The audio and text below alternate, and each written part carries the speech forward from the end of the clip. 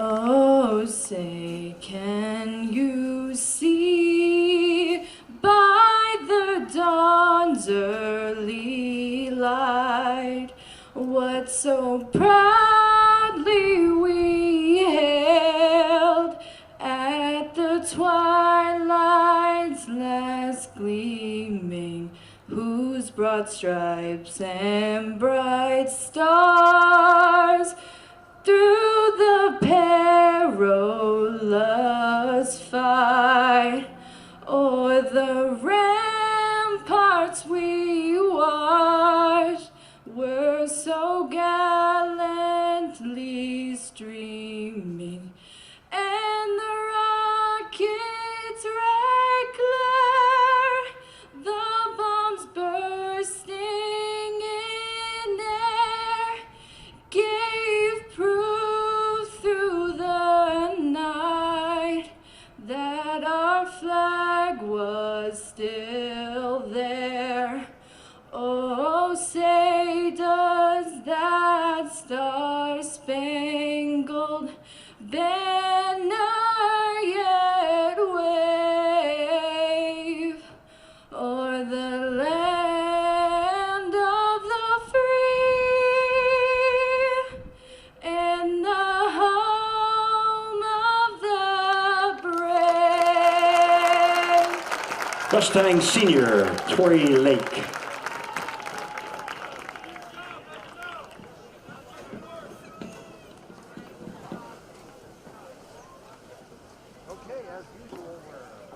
Al fresco here at Governor Mifflin Stadium. Bruce Badgley, Kerry Moyer.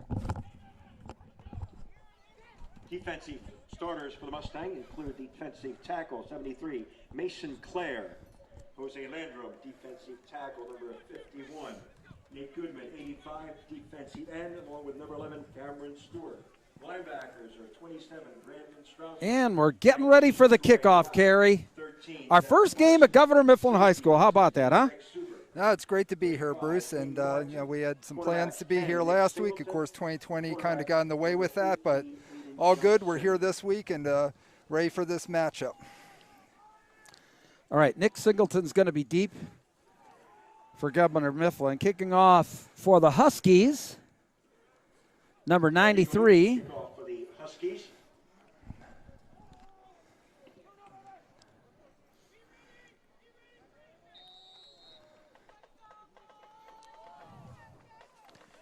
And off we go. Deep and into the end zone for a touchback. So Governor Mifflin will take over. Into the end zone. First and First and 10. 10 Mustangs at their I think own that was 20-yard number line. 83 kicking off, Steve Albert.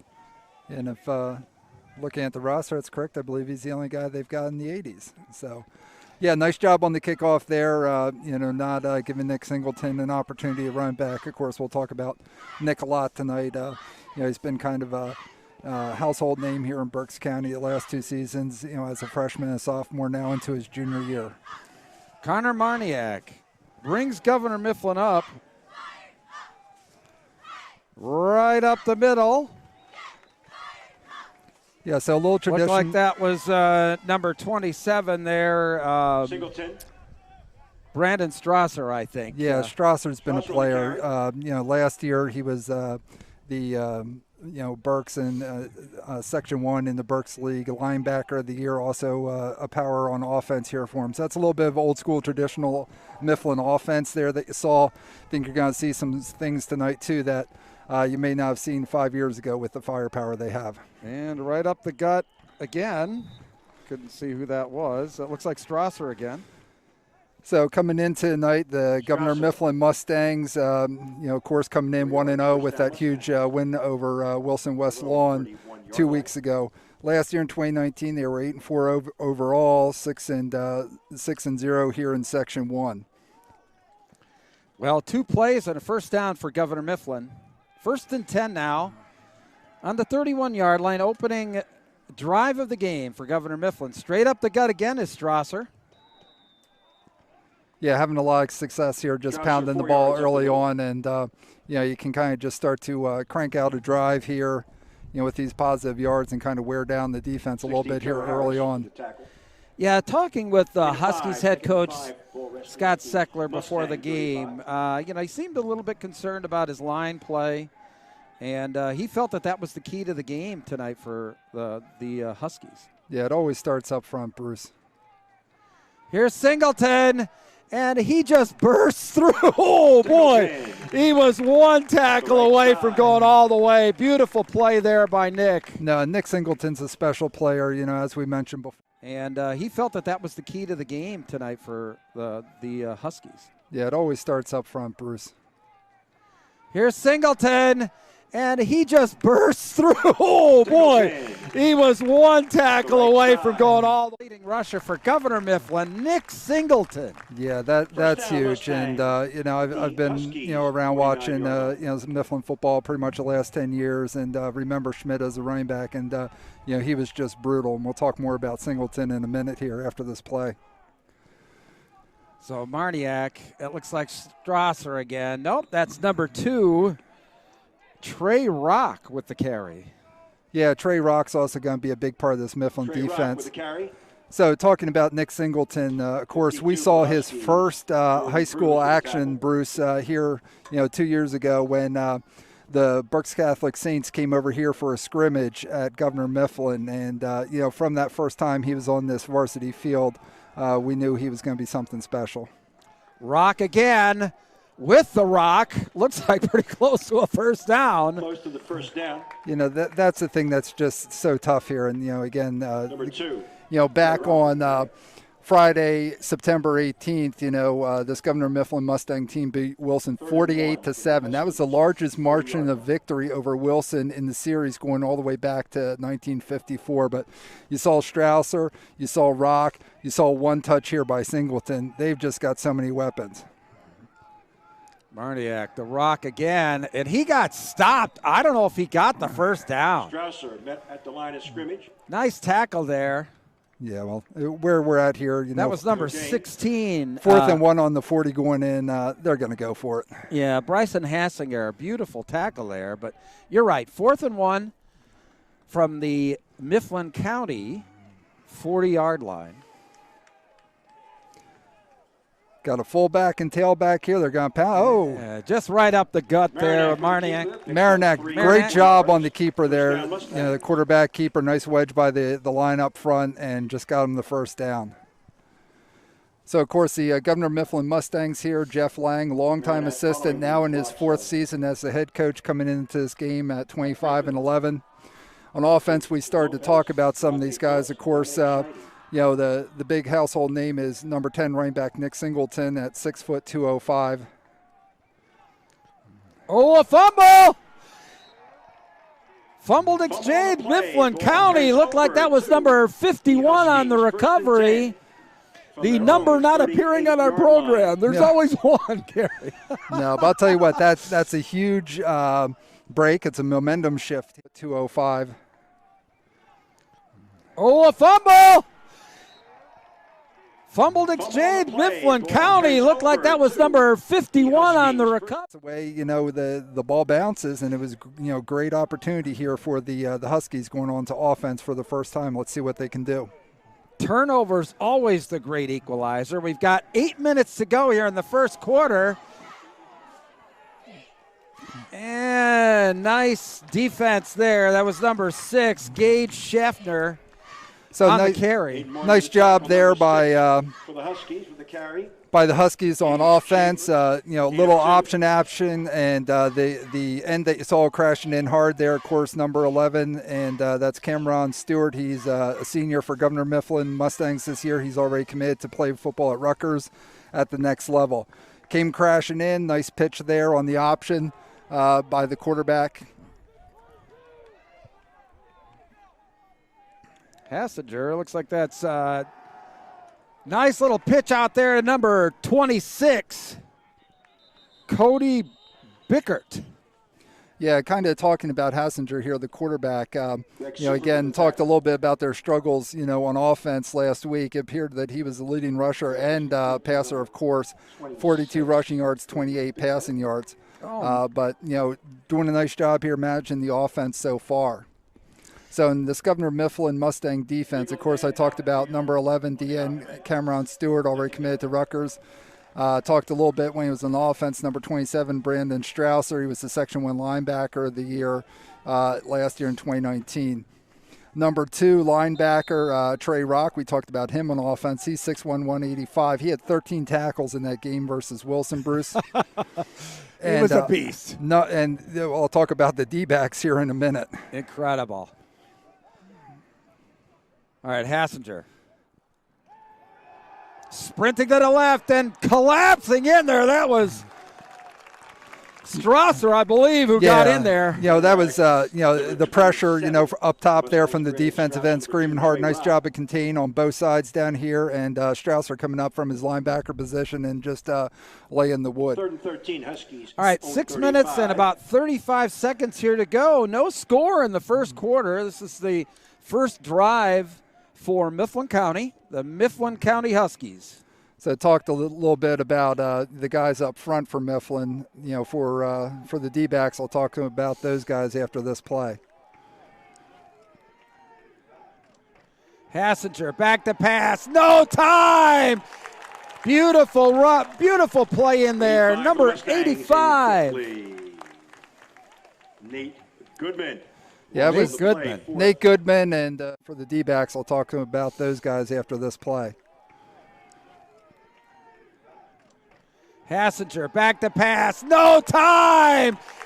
Beautiful play in there. Number 85. That's Braden Schaefer. Yeah, I think there's 3 Schaefers on the roster for the Huskies, Bruce. And special teams always very important. We talk about it every week, Bruce. Everybody thinks offense, defense, but really, special teams is 1/3 of the game, and maybe it's not that as far as reps that you're playing, but as far as impact on a game, especially here in high school, it can be huge. I mean, opening week we saw a team that had 5 miscues in the punting game, and that's just hard to overcome.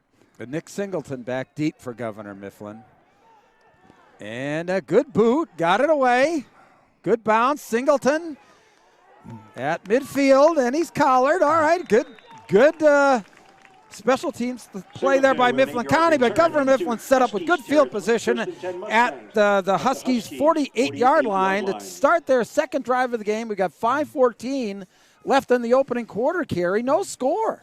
No, but that's not going to stay that way forever. And talking about Nick Singleton, for those of you who are tuning in from Mifflin County, Nick Singleton's kind of a generational type of back here. Multiple D1 FBS offers, Power 5 offers, and again, he just broke the Governor Mifflin Mustang career rushing record in the second game. And there he goes, breaks the tackle, bursting up the sidelines. Nice tackle there by number 6. Gage Schaefer saved the touchdown, but a beautiful run. Offers, Power 5 offers, and again, he just broke the Governor Mifflin Mustang career rushing record in the second game. And there he goes, breaks the tackle, bursting up the sidelines. Nice tackle there by number 6. By Nick Singleton. He's in the eye there. I think that's Strasser with the ball now. And he drives it pretty close to a first down.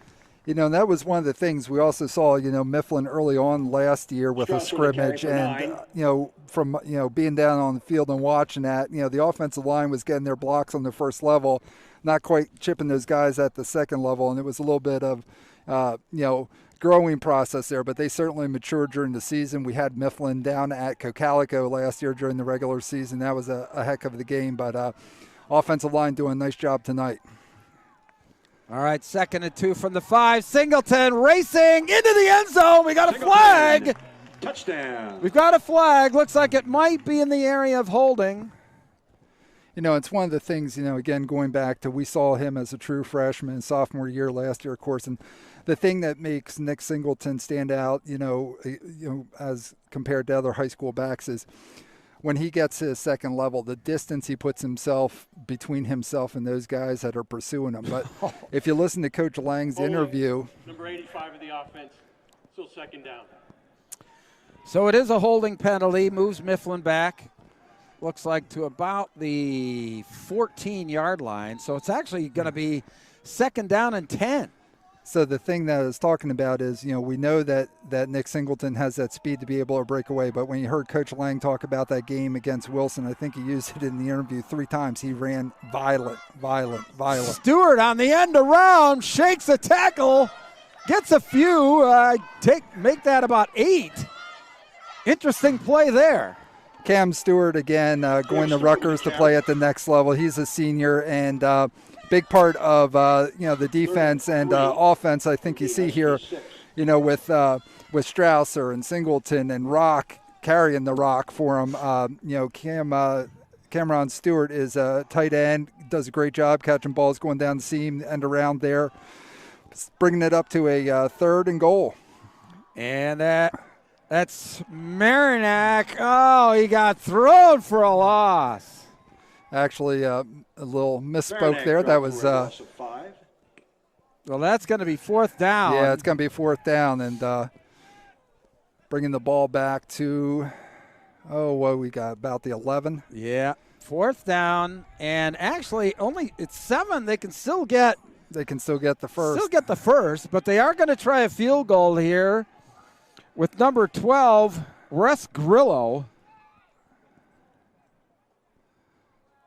So special teams, Gary. Let's see what happens.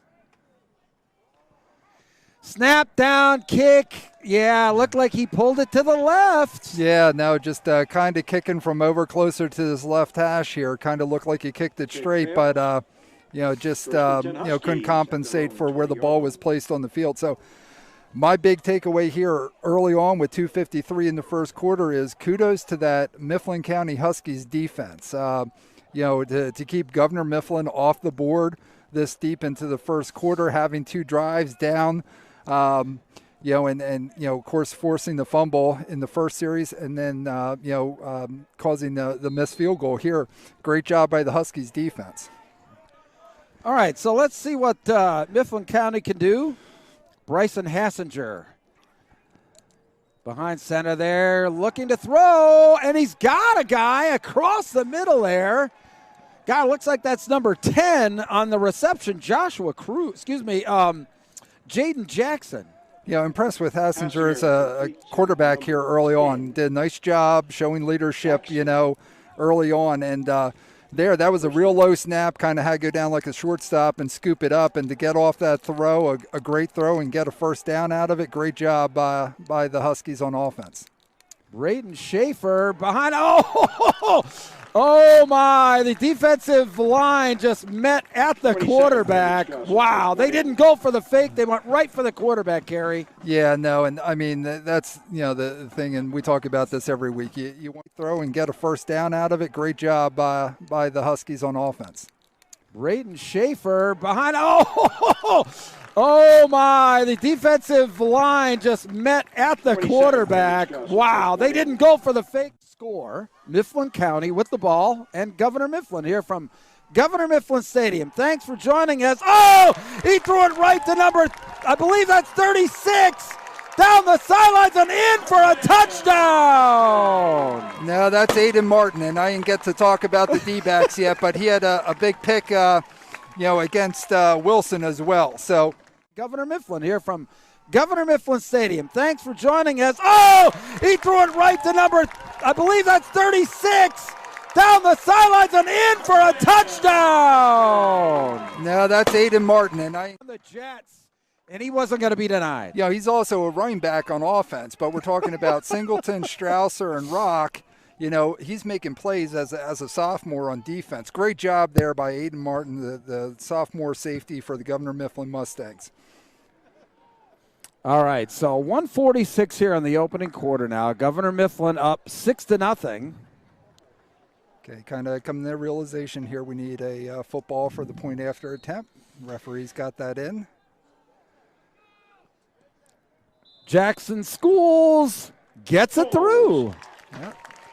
Point after attempt. Just enough distance. Yeah, that's our second kicker of the night for Governor Mifflin. So as we're getting the transition, I didn't get to talk about those D-backs, but of course you just saw Aiden Martin with a huge pick 6 for Governor Mifflin.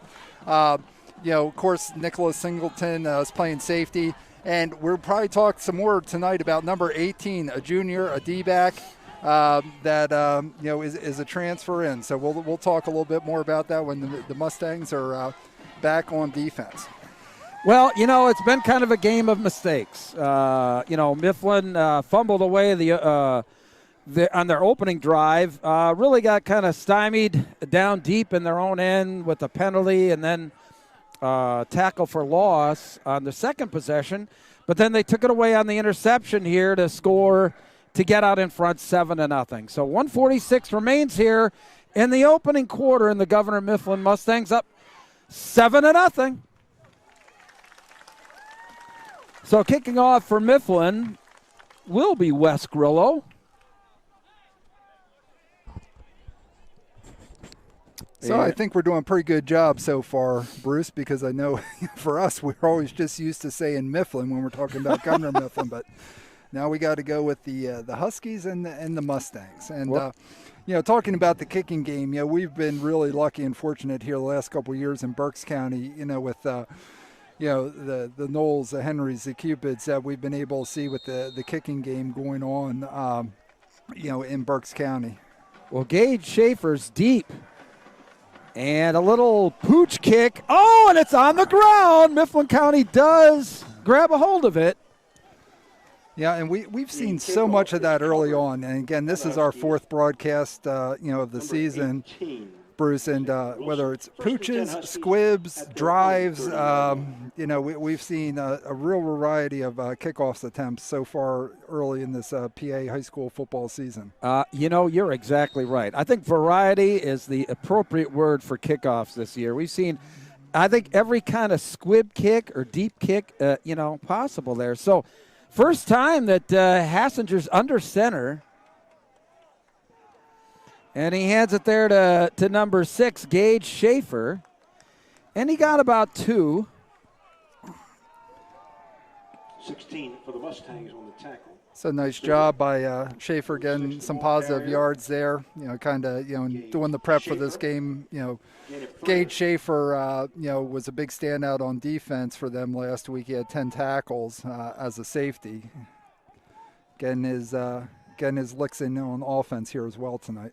Down to about 1 minute and 10 seconds in the opening quarter. Mifflin up 7-0. Hassinger, dive play, and nothing. I mean, that defensive line just stood everybody up and didn't move an inch there. Number 11, Cam Stewart. And that was number 13 on the carry there, Marshall Maidens for the Huskies. So it's going to bring up about 3rd and 8, Carey.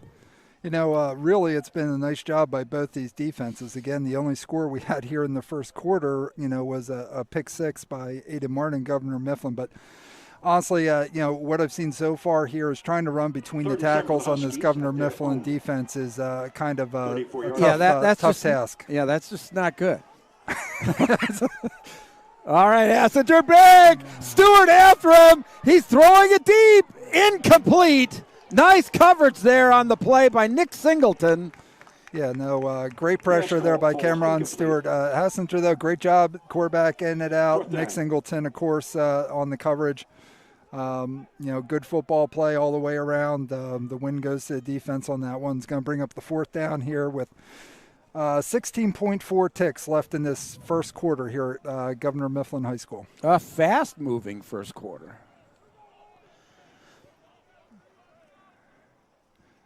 Well, I don't think we've seen the Mustangs put it in the air yet, have we, Bruce? We have not, and this is Josh Seckler. And takes a good roll. Down to about the Mifflin, looks like 38-yard line where Governor Mifflin will take over with 7 seconds to go in the opening quarter. Leading 7-0, the Governor Mifflin Mustangs over the Mifflin County Huskies. Well, we'll see what the Governor Mifflin Mustangs can do now. Of course, the opening drive, great job by their kicker, putting it out of the back of the end zone. So the Governor Mifflin Mustangs started on their 20. So now with the waning seconds here in the first quarter, it looks they're starting about the 37-yard line going out. Well, it looks like that's Rock. He's got the Rock right up the gut. Cuts to the right. It's off to the races. And pulled down from behind by number 12. That was Devin McCallops. But, boy, great run there. Burst through. Well, it looks like that's Rock. He's got the Rock right up the gut. Cuts to the right. It's off to the races. And pulled down from behind by number 12. That was you've got D1, FBS. Multiple offer from Power Fives and Nick Singleton, and you've got 3 running backs that are just great. Rock and Strausser and Singleton are all the options for head coach Jeff Lang in the backfield. Yeah, the funny thing is, statistically, you're going to take a look at the first quarter. And it looks like, oh, wow, Governor Mifflin piled up all those yards, got 7 points, but their 7 points came on defense. So, statistics might lie there a little bit. But clearly Governor Mifflin, they're having their way on, really both offense and defensive lines are really controlling the game so far. And it's going to be really interesting here. They're down to the 7-yard line, going to be first and goal from the 7. As we start the second quarter here from Governor Mifflin High School, thanks for joining us here. Small player, big play, Friday night football. Yeah, and certainly can't discount what that Husky defense did that first quarter. They kept Governor Mifflin's offense off the board that whole first quarter. Yep. No, defensively, they played as good as they possibly could, but the Governor Mifflin offensive line really was opening up some pretty good holes in there. So it's Rock and Singleton behind Marniak. Rock. 2. Trey Rock on the carry. And he's down close to the goal line. Now, Nick Singleton, he's usually Mr. Goal Line. Schaefer. For Governor Yeah, Mifflin. that game against Wilson, he had 4 touchdowns in that game, and I believe 3 of them were, relatively short yardage. So it looks like second and goal from maybe the 2. And Rock's got it. Didn't get in, though. I don't see a signal. Yes, he did. On the far side. And touchdown, Governor Mifflin.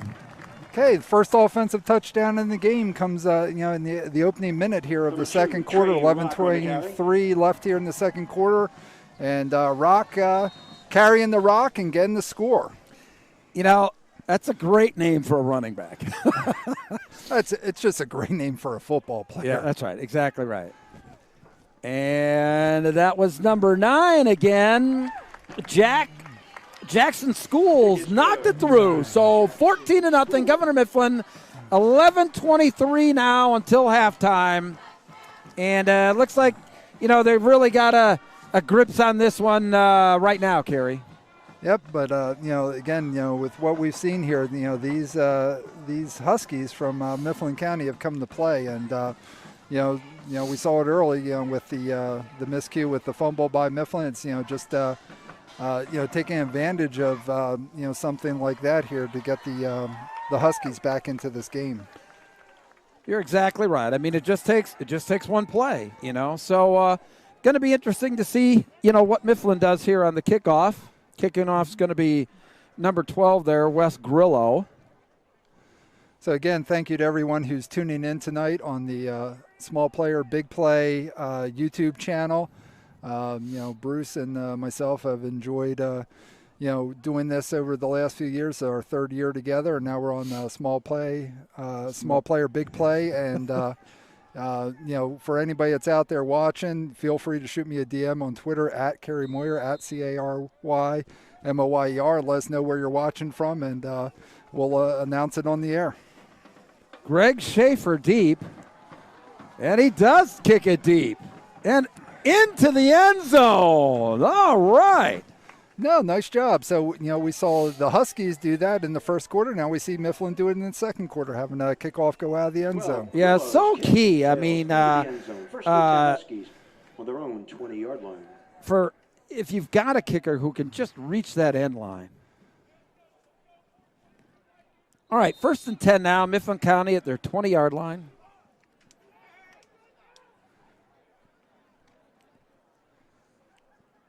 Let's see what Bryson Hassinger and that offense can do.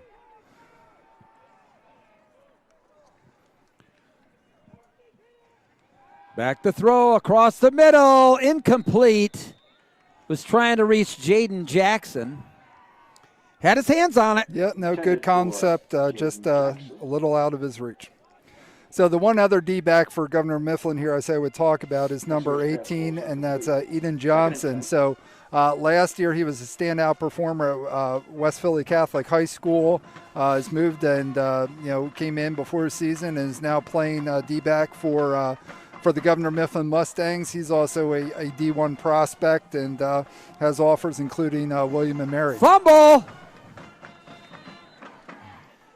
Yeah, a little bit of a low snap. Hassinger did come up with the ball, but boy, a loss of about, looks like 6 there, so that's going to make it 3rd and 16. Not what you needed there, Kerry. No, but thankfully avoided a complete catastrophe there, being able to cover it up. But, that's right up there. I always talk about, penetration, blowing up offensive plays before it ever happens. But those miscues, with the snaps back, right up there of, starting to, put yourself going backwards. All right. So that's Marshall Maidens now behind Hassinger.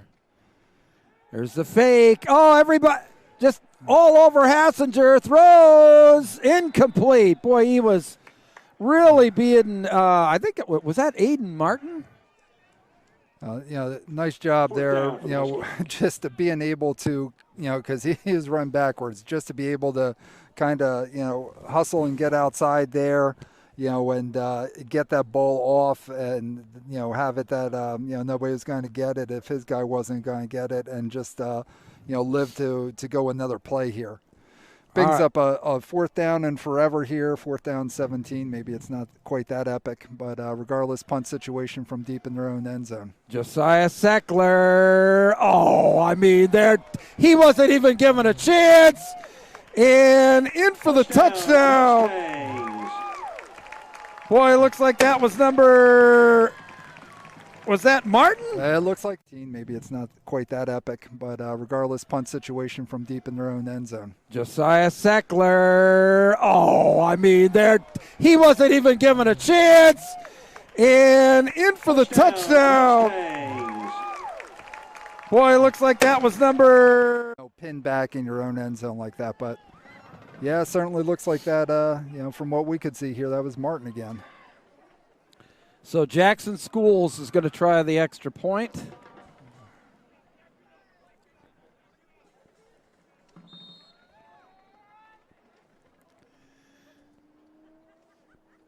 And kick down up. Good. 21-0, Governor Mifflin. 10:22 till halftime. Wow. I mean, it was going to be hard enough for Mifflin County against Governor Mifflin tonight. And here they've given up 14 points on an interception return for a touchdown and a block punt for a touchdown for the Mustangs tonight. Yeah, so we've got 10:22 left here in the second quarter, and Mifflin only has one offensive score. But statistically, they have moved the ball. I mean, that really hasn't been the issue. But statistically, they've been doing pretty good. All right, well, let's see if Mifflin County can get back in this game.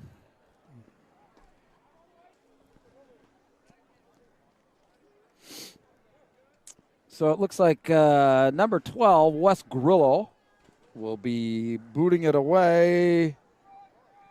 Deep, it looks like number 6, Gage Schaefer, for Mifflin County. So last time Grillo knocked it into the end zone. So let's see what he does here.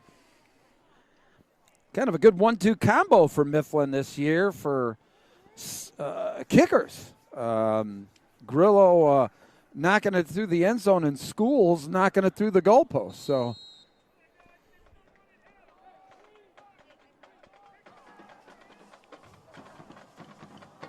and we're ready to go.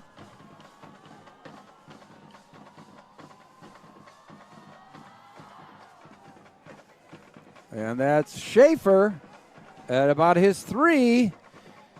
And, oh, boy, he just shakes a couple of tackles. Gets out across the 20. Yeah, got an extra 2-3 yards out of there. So now we can see what this Mifflin County Husky offense can do. Again, certainly not panic time, but definitely want to put a drive together to try and get some yards and get a couple first downs, get downfield, and hopefully get some points on the board.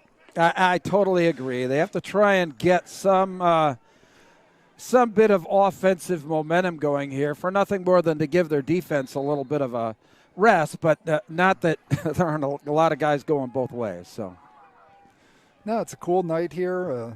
Feels like football weather. Great night for football here in Berks County in Pennsylvania. Nothing doing up the middle there. Number Yeah, 73, I'll say it Mason again. Clare. Really trying to run in between the Loss of 2 on the tackles. play. With this Mifflin defense is kind of tough. Not like getting the corner with the 2 DNs they have is any easier feat. Let alone with the D-backs that the Mustangs have. But yeah, I think you got to try and get the ball outside and get out in space here, and try and get something together. All right, so Hassinger. Oh, a little bit of a low snap. When they do that, it just the quarterback has to look at the ball rather than look at the defense, and it just been throwing the timing off a little bit offensively with those kind of low snaps. Yeah, no, that's tough. And again, these shotgun snaps here. He's not real deep. It's and more of a pistol kind of formation. Yeah, it's just that Mifflin defense is just penetrates so quick, and the plays are getting extinguished before they even start. Okay, so 3rd down and about 18. We've got 8:50 to go until halftime. Governor Mifflin up 21-0. Hassinger, he was open and he just overthrew number 10. That was Jaden Jackson. He's been open a couple times, Kerry. They just haven't been able to link up. Yeah, I think he was, headed a little deeper and down the middle there. Nick Singleton on the coverage. Nice job kind of, changing his route a little bit, making him go in a little bit flatter there, and, just throwing off the timing on that pitch and catch combination. Well, I got to believe Josiah Seckler is going to try and get this one off a lot quicker than the last one. And he did. And a good kick. Angled away from Singleton and out of bounds out to about the 43-yard line. Good play there. Can't ask much more out of a high school punter there. Nice job getting it off and, 38, first and 10 Mustangs. Gain some distance on that, and getting the ball out. Regardless, the Governor Mifflin Mustang offense is starting on the short side of the field here. Yeah, good field position on the 43-yard line of Mifflin County. 8:36 left here in the second quarter. Governor Mifflin High School in Shillington, Pennsylvania. Checking in on offense there is Aiden Martin, and he's in the slot. Singleton, and that's Strasser right up the middle. Boy, for about 7. Aiden Martin, the story of the game so far, of course, had the pick 6 early on, and then, off the block punt, had the touchdown there. So, for giggles, why don't we give him a touchdown on offense, too? And remember, we'll be Kerry's going to have to decide who our small player, big play player of the game. This is the one game that we're doing this week, so you're going to have to come up with a most valuable player there, Kerry, and that's Marniak for the first down. No, and that's just something, we kind of really started last year with the broadcast we were doing, carrying it on this year, of course, with small player, big play, and shout out to the ball girl for always doing the great customized footballs for our player of the game. And, last year, pre-2020, we had our schedule all set, so we had the game balls, all ready to go for after the game, but now the customized balls actually have the player's name on for each of the guys that gets it.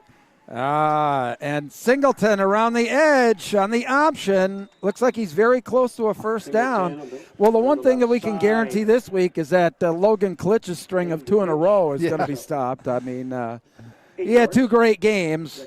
We had him against Fleetwood, and then it was a small player, big play a YouTube event out at Conrad Weiser last week where they played Twin Valley. So Twin Valley sitting idle this week. They were. And that's Strasser just bullying his way up the middle. Wow. They had some misfortune with the events of 2020 this week. Yeah, no, it just. Again, watching this offense, and again, a very traditional Mifflin offense here, with the early going, really don't have to get fans here, get guys out in the space, but it's just Strasser, Rock, Singleton. It's hard to stop. There's Singleton driving and won't be denied. Touchdown, Nick Singleton. Great job by Singleton. Again, going back to what Coach Lang said about that game, with Wilson. I mean, I think everybody else, Rock, Singleton. It's hard to stop. There's Singleton driving and won't be denied. Touchdown, Nick Singleton. Great job by Singleton. Again, going back to what Coach Lang said about that game. Control now.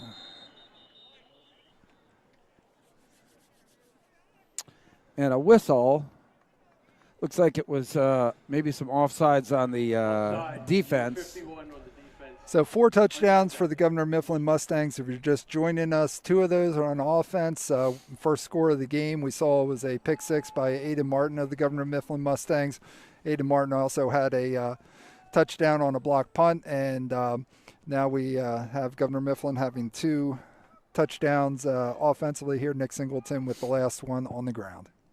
And Schools, oh man, he just hit the upright like dead solid. So, but he hit it good, Bruce. Even with the headphones on, I could hear it up here. Exactly. I mean, we heard it hit the goalpost from here. Now, look, a lot of that's to do with the fact of we've got a socially distanced crowd here. And it's interesting the way Governor Mifflin's done it here. They've got everybody stretched out, and then they've got a band down actually in the far portion of the end zone. One of the interesting things that we've gotten to see here so far this year is the clever ways that the schools are, putting fans in. I mean, we did the Pottsville game, and there weren't any fans. No fans at all. So, and there are a few. It looks like they have allowed, given some vouchers to some Mifflin County faithful, in the opposite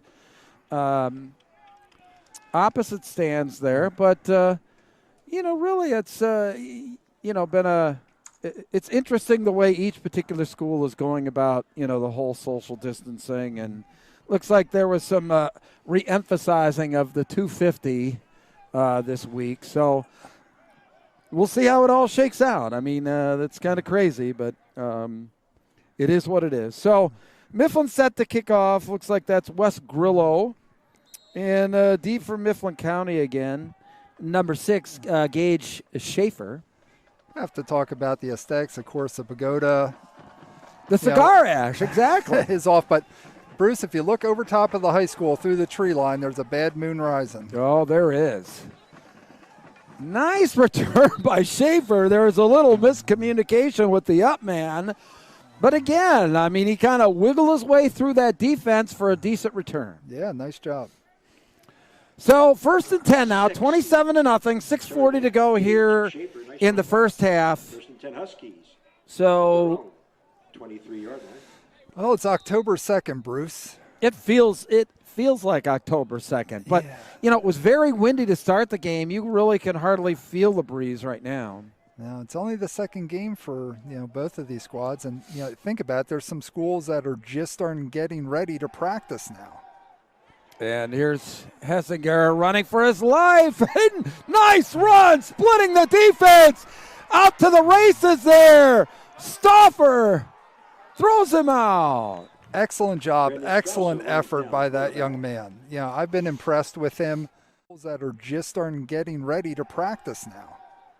And here's Hessinger running for his life. Nice run, splitting the defense. Out to the races there. Stauffer throws him out. Excellent. That seemingly looked like it was going to be big trouble and making it not so bad. In this case, doing a great job, getting a lot of yards and the first down and getting them on the Mifflin side, the Governor Mifflin Mustang side of the field. And he pitches it out there. Ooh, boy, that was number 8 taking a big hit, Dan King. But again, here's the thing. I said you're not gonna make a living out of the run between the tackles here tonight on that Governor Mifflin Mustang defense. So they got a guy outside, got him in space, let him get some yards. So what you got? You got 4 positive yards there on first down, bringing up a very manageable 2nd and 6. So kudos to that Huskies offense. They've got something going here. Yeah, they're just not trying to pound the game away inside. They're trying to get some points. Give them a lot of credit. So Hassinger, that's Schaefer behind him, and we've got some movement on the offensive line. Yeah. Quick get off there by Cameron Stewart up top. Let's see if they say he was drawn off by the offense or going to say that he was offsides first. 5:24 until halftime, Kerry, and it's 27-0 Mifflin. Look, I think we thought Mifflin was going to, win this game, but maybe not by the way that they've actually scored their points. I mean, on special teams, maybe, but not a block kick, and then the interception return. So no, only having the 2 offensive touchdowns because coming into this game, in their one game, the Mustangs had. Stewart after it, bouncing, rumbling up to about the 42-yard line. Just a tough pitch there. Stewart kind of blew it up, and he tried to pitch it out there to Schaefer. The 2 offensive touchdowns because coming into this game, in their one game, the Mustangs had. Stewart after it, bouncing, rumbling up to about the 42-yard line. Just a tough pitch. Talking about that is, in the one game each of them had, the Mustangs again against, Governor Mifflin Mustangs against Wilson, the Bulldogs had 362 yards and 48 points. The Huskies in their game with Bishop McDevitt only had 86 total yards and no points. Here's Singleton juking. Oh, my. We've got a penalty flag, though. Looks like we're going to get holding on Mifflin. I think that's going to get called back, unfortunately. What a move to get clear, but I think that's coming back. Yeah, just having the opportunity to watch him run, see him get in the second level there, and the amount of, good, solid weight he's put on and the strength he's put on, again, breaking the career rushing, record the second here game of his junior year. Whoa. But you can just tell, and again, we've been able to see him again. We saw him in his first varsity experience, in a scrimmage here, the first time he was on this varsity field, back a couple years ago. But you watching him run there, he runs powerful, he runs violent. And he runs upright, too. He's kind of he reminds me, I'll be honest with you, running style, he reminds me a lot of Eric Dickerson. Yeah, I was just going to say the same thing, a lot like Dickerson. I guess, what is that, good minds think alike or whatever like that? Yeah, I mean, the more I see him, the more I see Eric Dickerson. I mean, he's... Because, Eric, he has that great stride, he runs upright, and he just seems to glide. Yeah, no, I mean, it's just, seeing him as a freshman, seeing him as a sophomore, now seeing him as a junior, just seeing him evolve as a back, it's, really neat to see. Really, really special talent here. So 5:02 until halftime, 27-0 Governor Mifflin here from Governor Mifflin Stadium. Small player, big play, Friday night football. Thanks for joining us. DM us. Tell us where you're watching from. I mean, I'm sure we got a lot of people, watching from all over the country. I won't say why, but I got to believe there's a lot of people that are going to tune in from all over, to check out some of the players in this game. That is for sure, Kerry. Yeah, I know that's happening. So. You know that for a fact, right? Because they yeah. told you that. So, yeah. It'd be nice if we could find out. But, yeah, wow, big full moon off to our right. The cigar ash across from us here. I've sat in these stands for many, many years, and this is the first time I've ever been fortunate enough to broadcast a game here. So a very special night for me, I can tell you that. So Marnie, wide open. That's Martin. There it is. Touchdown, 46 yards. Okay. Wow, that's his third touchdown, Kerry. Uh-oh. So Aiden Martin has a touchdown on a pick six on a block. Enough to broadcast a game here. So a very special night for me, I can tell you that. So Marnie, wide open. That's Martin. There it is. Touchdown, 46 yards. Okay. Wow. And number 35, Aiden Martin, 5'11", 175, and he's only a sophomore, folks. 3 touchdowns in this game, 3 different ways tonight. You keep saying all this stuff about, Governor Mifflin, and Not that I'm disputing what you're saying, but what a talent-laden ball club. So they're going for two, and looks like they're looking for somebody.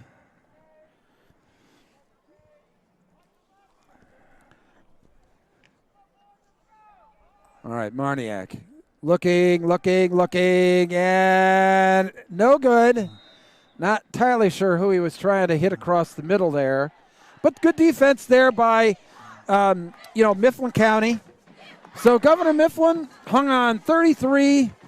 Mifflin County nothing, 4:53 until half. So, kind of the result that we were expecting. Governor Mifflin, after a very, very, very strong start against Wilson.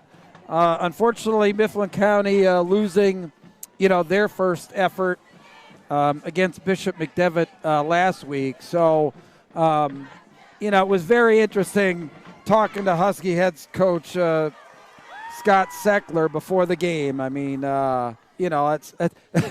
it's kind of tough to start your season with Bishop McDevitt and then Governor Mifflin. No, Jesus. they certainly don't have an easy road either. They're a 6A school in the Mid-Penn, in the Keystone, and last year they were 3-7 overall, 2-4, interleague play there. But again, really with the Mid-Penn League, really no weeks off, for anybody there. No, Mifflin County kind of a unique. Mifflin County is apropos because they are the only high school in Mifflin County, and that makes it really challenging, for a football team because they have such a wide area, and it's really a commitment by these families and coaches, because things are so spread out. It takes some of these kids, 20 minutes, half hour to get home or back and forth to practice and families and stuff like that. So if not more, if not more. And, we talked about this, not really so much tonight, but in our first couple of broadcasts, 2020 has been anything but the typical working together with your team over the summer, right. Kind of leading into the preseason camp and, right. Regular practices, regular heat acclimation, regular scrimmage schedule going into week one. For a lot of teams, that just wasn't the case. Absolutely. So Hassinger under center this time. Yeah, nice little crossbuck action, but a good reaction by the Governor Mifflin defense. That was Gage Schaefer on the carry again for Mifflin County. 73, Mason Clare with a tackle, gain of about 1.5 yards, 2 yards. Seeing a couple new guys in here on defense, gain the opportunity to get some reps. Schaefer, the ball carrier. So under center now. Looks like they're getting away from the pistol and the bad snaps here on this. And, around the end. Boy, I didn't see it. I think that was number 26 there. No gain on the play. Cody Bickert on the carry. Yeah, again, a couple different guys in here. Again, some reps and things. Certainly the level of play not dropping off for that Mustang defense. Now, if anything, they just seem to be like, upping the intensity. Quite honestly. All right, so in the shotgun now, Hassinger. Looking, running outside, running up. Lowers his shoulder for the first down, it looks like. Yeah, we've seen tough kid there. Yeah, great job. Just a great football play. It's Pennsylvania high school football. You just love to see. Looking, running outside, running up. Lowers his shoulder for the first down, it looks like. Yeah, we've seen some, Nick Singleton's first scrimmage that we saw. I remember that with Berks Catholic. It was like first set was kind of whatever. That second set of 10 and 10, it was like it was playoff time already. It was scrimmage week one. Hassinger, 6'2", 190-pound senior, looks a lot bigger than that. A little bit high on that toss. He's trying to hit Gage Schaefer again. And for this, Governor Mifflin Mustang team, one of the things was, it got real for them last week. You see all the cliche stuff out there, play every play like it's your last play. Yeah. And, coaches have been trying to, talk to their players about that. Until it comes and smacks you right in the face, it's hard to understand the reality of it. But, you come off a huge win, the biggest margin of victory ever against Wilson. And you're all ready to play and go against CD East, and then you don't have a game. So back on the field tonight. Well, it took him a little while, but clearly the foot is squarely on the throttle for Governor Mifflin right now. And a nice catch there. That was number 10 again. 10 and 10. Jaden Jackson. Jaden Jackson, nice job. Big stick there, coming up over the top by Nick Singleton, playing D-back for the Mifflin Mustangs as well.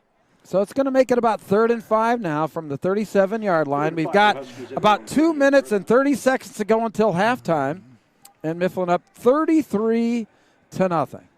The Mustangs. The Mustangs over the Huskies. I think I only said Mifflin once so far in the first half. I don't think I've said it all night. All right, Hassinger now running for his life around the end. And he's dropped for a loss.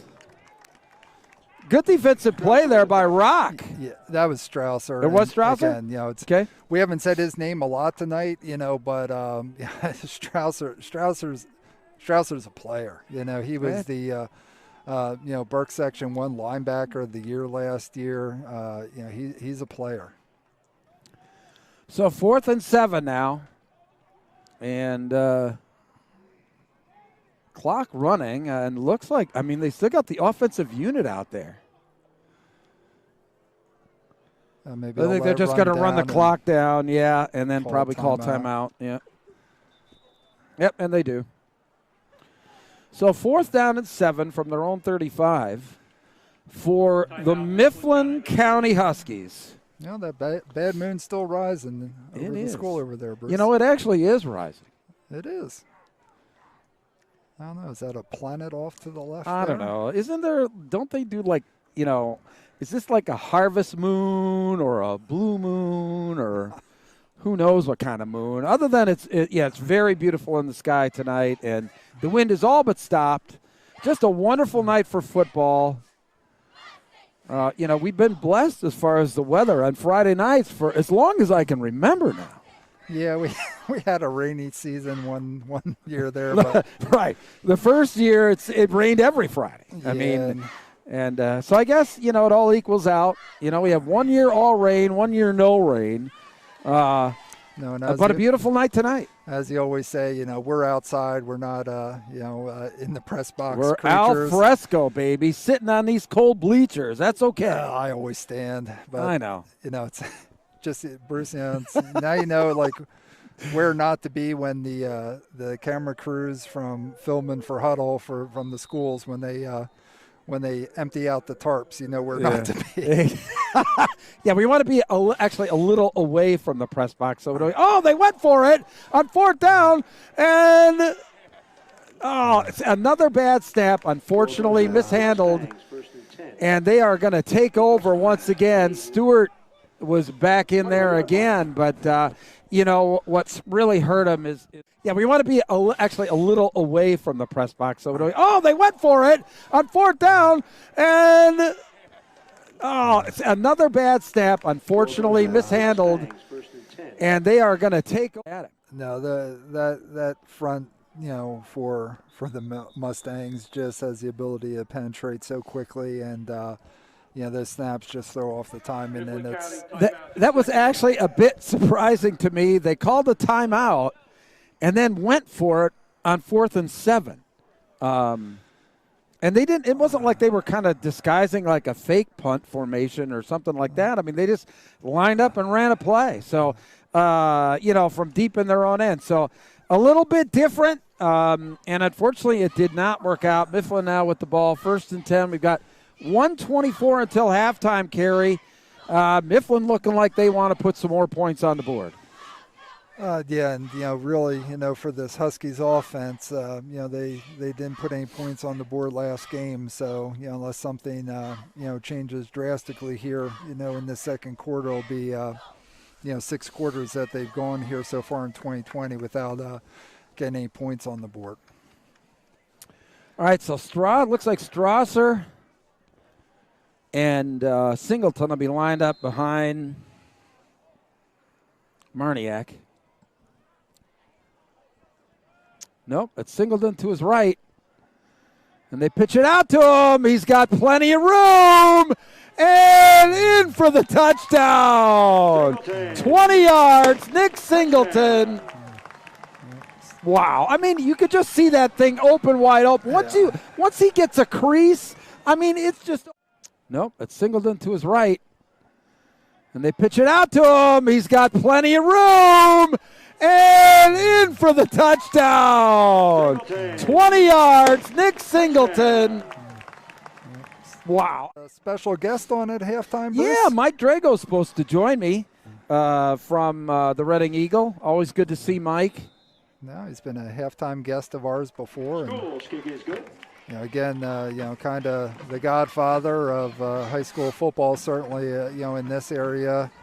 And, again, at this day and age with, kind of press media going by his side, he's really just kept grinding and kept putting out great stuff about, the high school football here in Berks County, and just, goes out, every preseason and does previews with each of the teams, and does a great job putting stuff out on Twitter, pictures of the guys and little video clips on the of website, the guys. Berks Game Day. I mean, everybody looks at that, quite honestly. So, again, obviously there's a big, been a shift, here the last couple of years with, from print media to a lot more stuff, electronically and digitally. But, he's been the mainstay here in Berks County, with football for all sports, but, for football for many, many years. And, I know all the teams and the players and the fans and families and alums appreciate the work that he does. So Gage Schaefer deep for Mifflin County, and they hit it to the up man. That's number 3, Josiah Seckler, and he's around the end and gets out of bounds. Oh, and a flag. Oh, maybe a little extracurricular on the sidelines. Yeah, there was couldn't see everything on the sidelines, but there was a it didn't take long for the flags to come out, and I did see those. Yeah, no, just right here in the midfield, though. I think it was number 52 from trying to look it up. So that was Jordan Cruz from the Huskies, and I believe it was. So Jordan Cruz of the Huskies and number 2, Trey Rock of Mifflin had a violent collision right there in the middle of the field. Didn't quite see what happened over on the other sideline. Yeah, I believe it's got to be some kind of a personal foul. But then there's another flag on the near side of the field here. So maybe we're going to have to replay the down. During the return, we have a block in the back on the return. Oh, my. During the dead ball, we had a late hit out of bounds. And also, we have a dead ball unsportsmanlike, both on number 13. Oh, my. So, going to be interesting. Look like we got a number 13. It must be – all right, so they walked it back 10 yards. Now they're going to take it – are they going to take it 30 yards? Because they said there's a dead ball unsportsmanlike, and then – no, it looks like only 15. So they said dead ball unsportsmanlike and dead ball personal foul. So, okay. Huskies, 1st and 10 from their own 30. So 1st and 10 from the 30. With 1:09 left in the second quarter. And he breaks free. Hessinger there. Hessinger down the sidelines. And he, rather than to go out of bounds, he just lowered his head. Yeah, so, again, applaud the effort, but, the clock stopped. 1st and 10 from the 30. With 1:09 left in the second quarter. And he breaks free. Hessinger there. Hassinger down the sidelines, and he, rather than to go out of bounds, he just lowered his head. Yeah, so. And away from the ball. I do not see a flag, but, there's a lot of yellow lines out there for soccer in that. I can't tell. Well, I'm standing. I'm up a little higher, and I'm not seeing anything. Yeah, got the officials.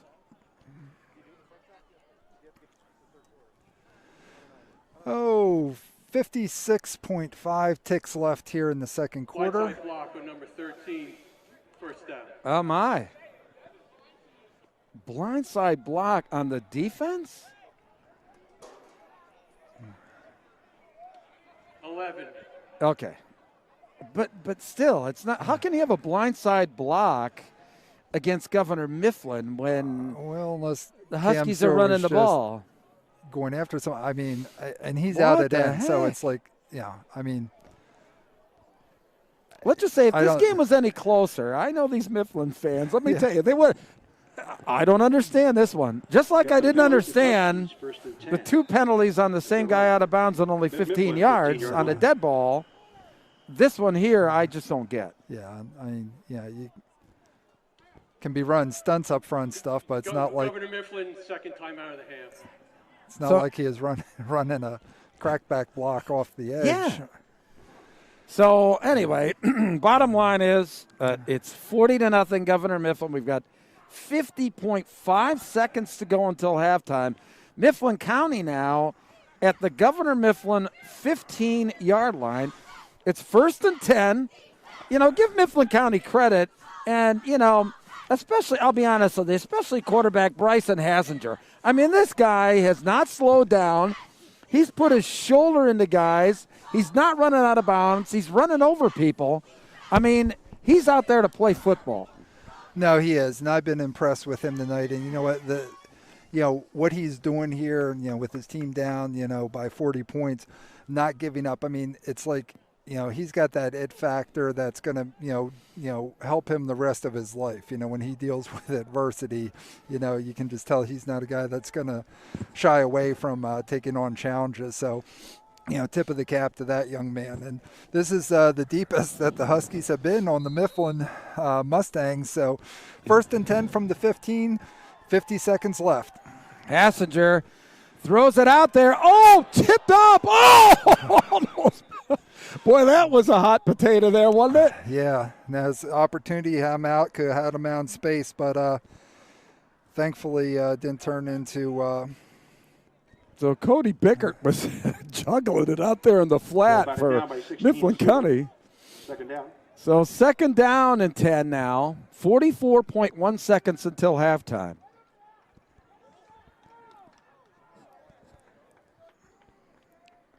So we'll see. Obviously, you got to try and throw the ball. They still have 2 timeouts left, though, Kerry. So, they've got at least, at least 2 plays.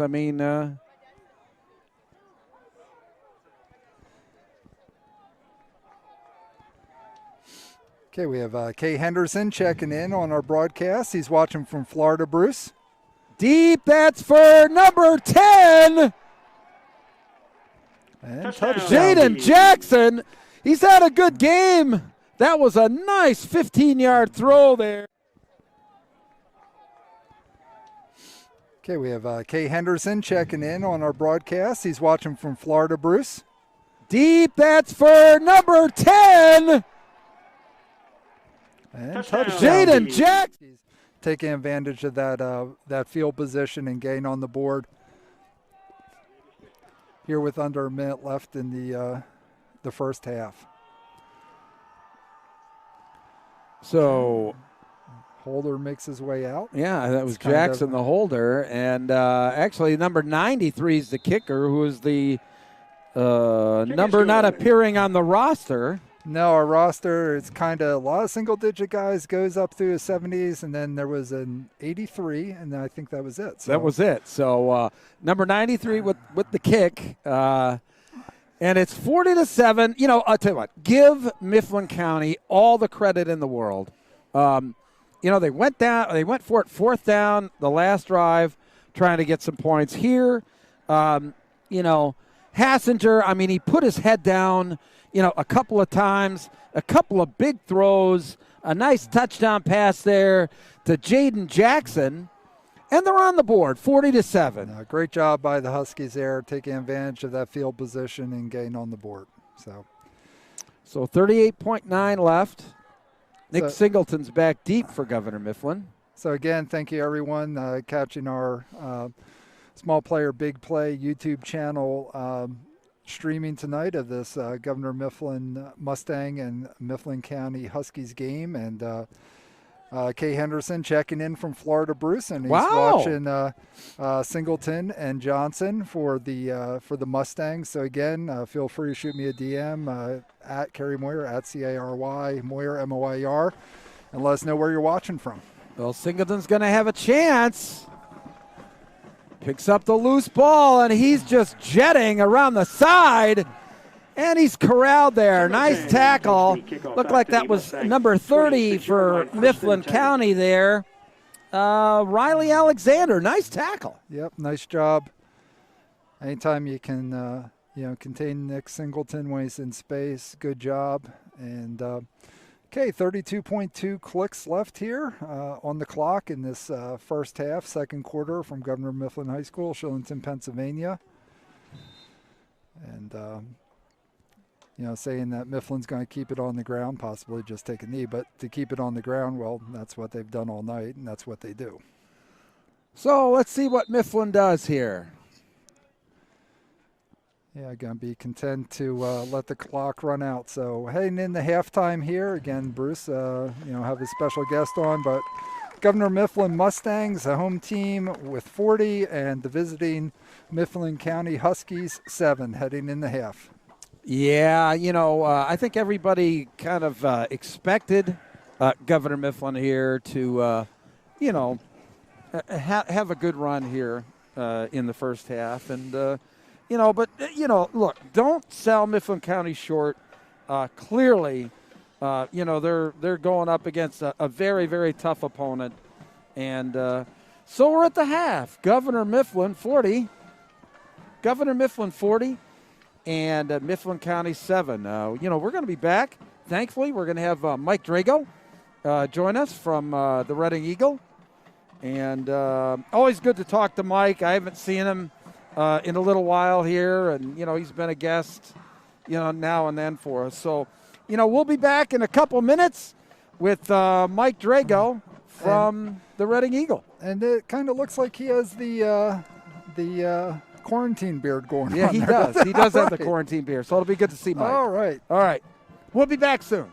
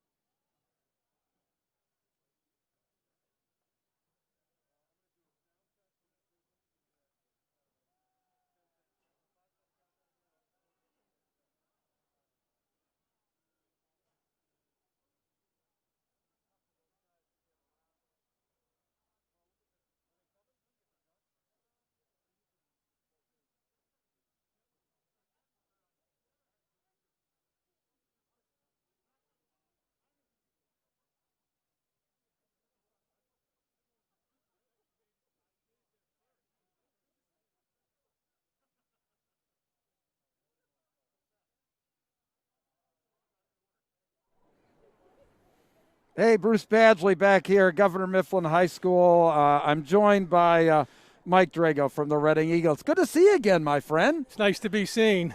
Nice to be seen, right? I mean, especially on a Friday night. You know, we weren't sure if we'd be here, so every game is a bonus this season. You know, that's what everybody is saying. Clearly, every coach is saying that. I mean, obviously, with your experience here, you know, this has got to be the wildest thing, you know, ever. And you know, how these teams are coping with all of that, I mean, it's got to be, you know, just a monumental effort by not only the school districts, but the coaches and the families and everything else. I mean, every day is like a year. You know, it changes by the minute, and every time the phone rings, you don't know what to expect. You expect bad news, unfortunately. And Governor Mifflin faced that last week when they got shut down on a Tuesday. The kids were walking out to practice, and they're told, you got to go home. Well, look at Berks Catholic. I mean, you know, Bill Hess, I mean, he's been a magician. I mean, he's been lucky in being able to, you know, get these games, you know, that he's been able to get. But, you know, with the playoffs, the way that they're going to be, you know, what do you think the PIAA playoffs are going to look like? Because District 11 opted out this week.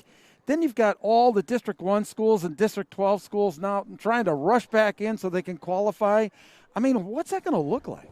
Who knows? I mean, like I said, it changes every day. Something's different. And then later in the day, it changes again. So, you know, we're October 2nd. November 28th seems like a long time away. Although every day I get a little more confident that we are going to see a postseason, that we are going to see teams complete their schedule, 6, 7, 8 games. You know, when the season started, I wasn't quite that confident, but everybody seems to be doing what they need to do to stay safe and healthy. And you just have to cross your fingers, because even if you know, cross all the T's, dot all the I's, do everything you can still be susceptible, you know, to somebody else, you know, getting the virus, and then your school gets shut down, and then your practices get shut down. It's became, I think, very apparent to everybody. Just by what happened in Washington, D.C. here, you know, I mean, and actually how that whole chain of events happens and how it can happen. And so like you talked about, I mean, we are so very lucky to be where we're at today. And there really hasn't been any district that's been immune from this, too. I mean, the WPIAL has gotten hit hard. I mean, Berwick, you know, I mean, all these teams everywhere are, you know, getting hit. So, you know, it is the overriding thing for 2020 is like, you know, you can't really plan. But for you this year, of the teams that you've seen, obviously Governor Mifflin here, you were at the Wilson game. I mean, gosh, what an impressive group of kids. Yeah, they're talented. And, you know, then 2 weeks before the season, they pick up Eden Johnson from Philadelphia, who was a top player there. And you know, on this team, it's hard to get noticed. I mean, it should be Nick Singleton tonight. He set the program record for rushing yards, right. and a sophomore, Aiden Martin's running all over the field, scoring every time he touches the ball. So yeah, and with all aspects, he had an interception, touchdown pass, and then a block kick. Special there, teams, you know. yeah, he scored in all three areas, which is, you know, that's pretty tough. It's a great night for him. But what are some of the other teams that you expect? I mean, you know, in Berks County here that you've got expectations for, you know, to maybe make a run into the PIAA tournament. Well, you know, Wilson bounced back last week with a huge win. They just, you know, they got overwhelmed the first night. They just weren't ready for what Mifflin had to offer. But Wilson's going to be fine. They could very well run the table here into districts and make the district playoffs. Exeter, really good team. We're going to find out next week how good, because they run into Mifflin. I mean, Mifflin's going to be a handful for anybody this year, but Exeter still has a good team. In 5A, it's going to be tough to make the playoffs because only 4 teams make it, and there's a lot of great 5A teams in District 3 this year. We're watching one of them tonight. Yeah, Berks Catholic I was impressed with, even in the loss last week. I mean, they really went toe-to-toe, and they physically matched up with Cedar Cliff. You know, I think that ultimately that may help them in the power rankings if Cedar Cliff continues to win. But, boy, in 4A, that's going to be a really tough road to hoe as well with LS and Berks Catholic and Bishop McDevitt. And now, like, you know, some of the mid-pen teams like Northern York. I mean, that's going to be a tough road to hoe, you know, in 4A as well. Well, it's going to be tough for the Saints to make the playoffs because they still have to play Mifflin. They still have to play Exeter. One more loss that's about it. Might eliminate them. And, you know, it's going to be tough for them to beat Mifflin. So, When there's only 4 teams in the entire district, it's a crapshoot, and your schedule, which most years you like to have a tough schedule, and it helps you in the power ratings. But now 1 loss might be enough to knock you out. 2 definitely. Thoughts on Weil? Well, I think it goes without saying. I mean, we can't overlook them, but they're just so good, and they're so far ahead of the rest of the crowd in 3A that they're just an automatic as far as returning the playoffs. Now they're going to have to contend with Middletown again. Right. That's always a good program, and that's shaping up as another great championship game. But again, we're still a long weeks away from that. We're light years away. But anyway, listen, I want to thank you for stopping by. It's always a pleasure to see you. Thank you for all of the support that you've given me over the years and whatever like that. And, we'll see how the rest of the year plays out. Okay, thank you. All right, take care.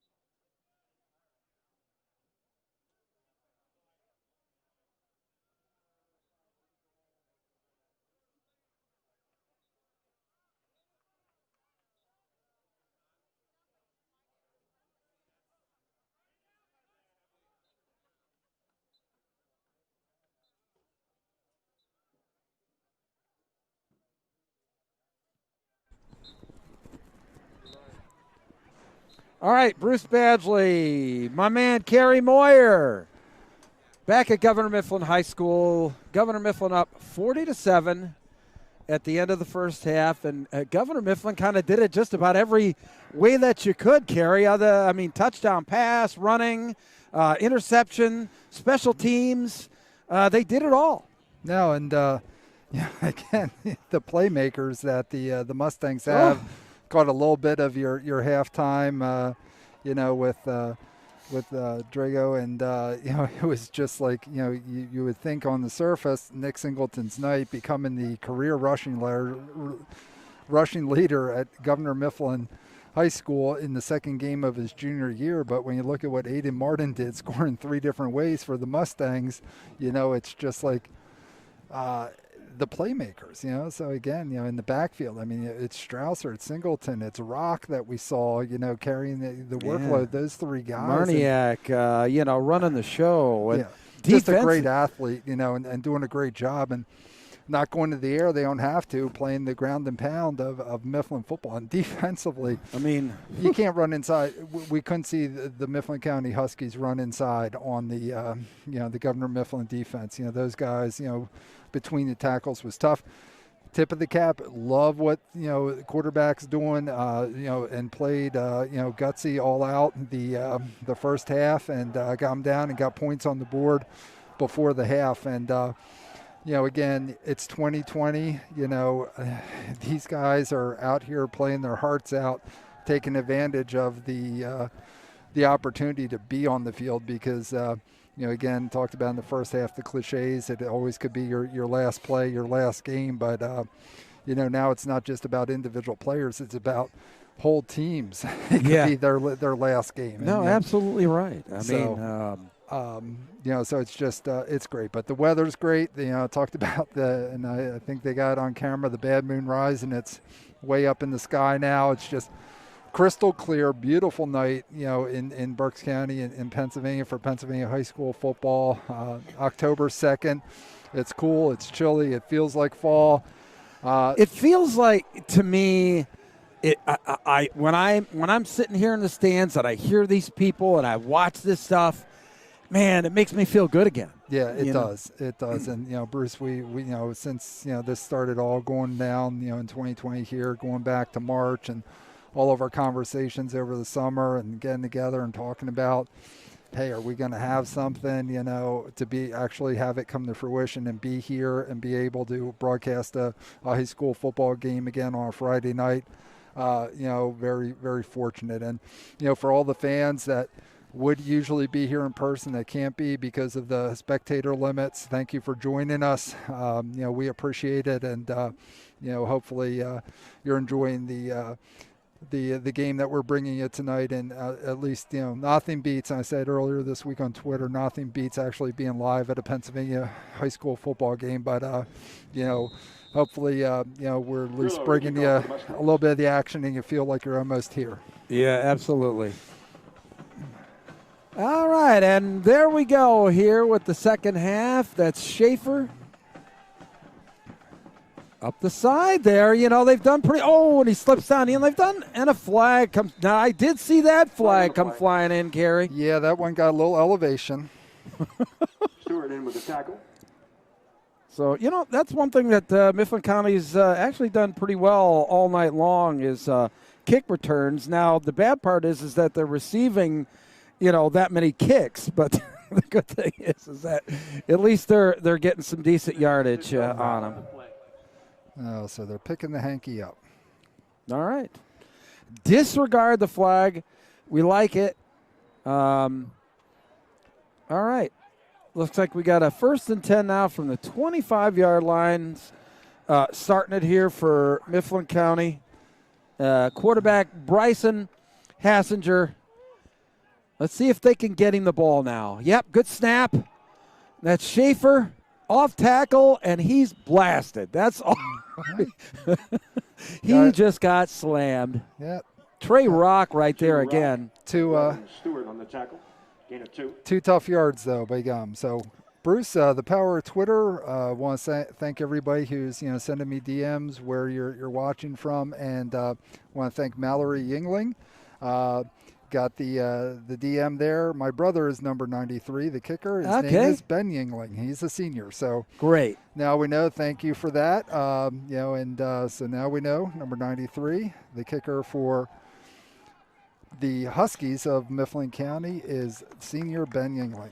Well, that's fantastic. I mean, thanks for checking in. Really appreciate it. And our good friend Joe Marks checked in. He said, great first half. He's logging off now. Actually, Ben is listed at number 53 in the program. So that's why. So Okay. Ben, we have him listed as number 53, but he's 93. So that'll be easy to figure out the rest of the game. All right. So Mifflin County gets some more positive plays going here on offense, and maybe we'll see Ben with some more PAT attempts. So 3rd and 8 now. Ball's on the 27. Just starting the second half. Thanks for joining us on Small Player Big Play Friday Night Football. Hassinger under pressure again. Oh, and he I don't know how that worked out. That was actually a lineman that caught the ball. Can he catch that? I don't think it was tipped. No, I think. Yeah, exactly. Now I think we got a flag. Yeah, I don't think it was tipped. I think got the arm when it was coming back and going forward and hit the arm. It wasn't. Right, I was going to tip of the say. ball. Yeah, he can't catch that ball. There's no foul in the play. The ball was tipped. Oh. Okay. Well, Okay. All right. All right. Well, that's still going to bring up 4th down. Well, that's why those guys get the big bucks, and they're right on top of it. So. Mm-hmm. So 4th down, and it looks like they are going to punt.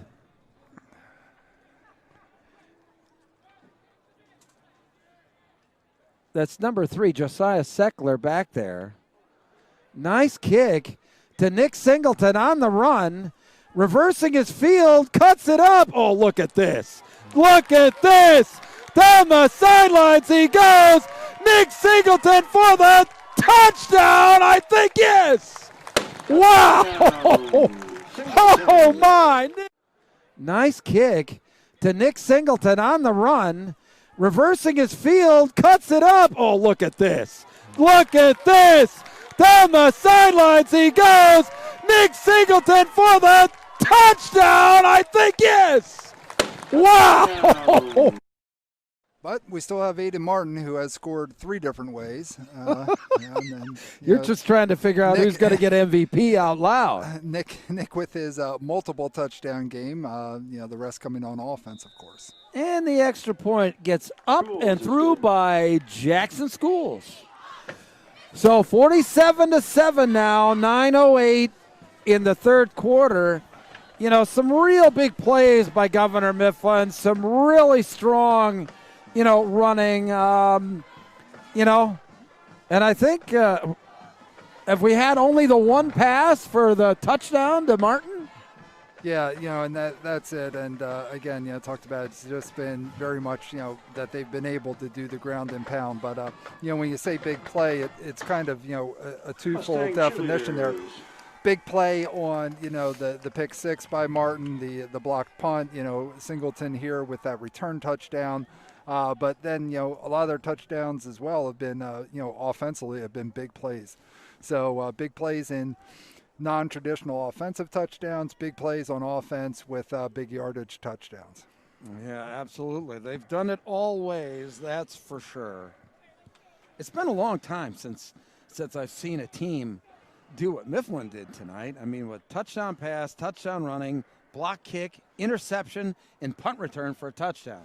I don't recall ever seeing a team do that before. No, and and we talk about it really is. It's all 3 phases of the game. Again, you may not get as many plays, percentage-wise on special teams as you do offensive snaps and defensive snaps, but it's a big part of the game, and just on that alone, that's the difference here.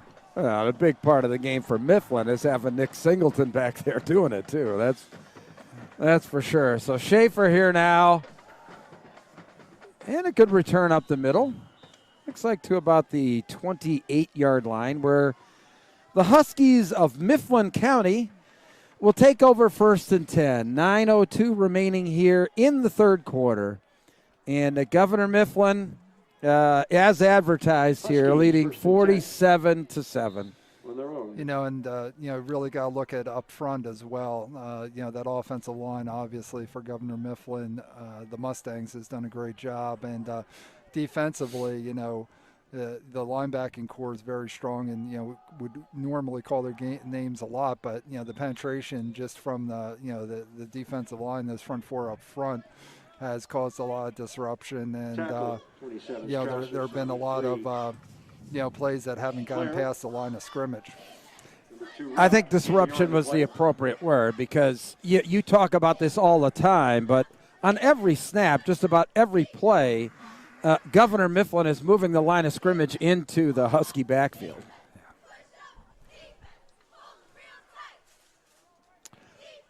So 2nd and 9 here. And looking deep. And, he threw it up for grabs there for Jaden Jackson again. Still good defense out there by Governor Mifflin. Incomplete, so that'll bring up 4th down. Yeah, nice job by Jackson getting vertical. They certainly weren't spread out at all. Very tight formation, but good job getting downfield. But, good job by that. Jackson breaking up the pass. By Jackson and that, Mustang secondary there.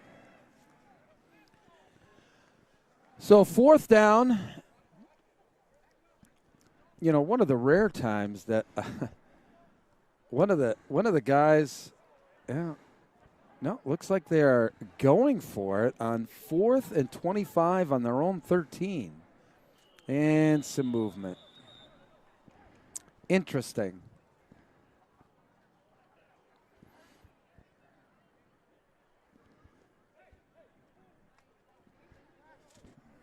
So the officials sorting it out down there, waiting for a signal.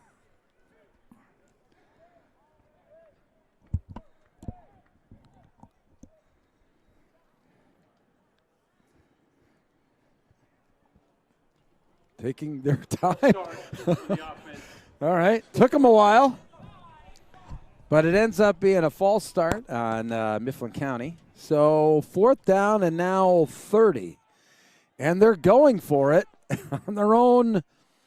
Wow, looks like their own 8-yard line. So Hassinger just boots it away there on the quick kick. And down there by Jackson and Governor Mifflin. Actually, good strategy there.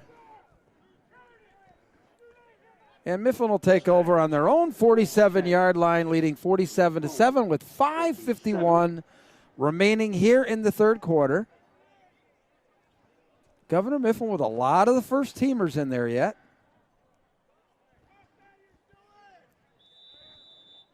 I see some new faces. Yeah, we do see a few new faces. Got some reps here. Yep. This is the time to do it.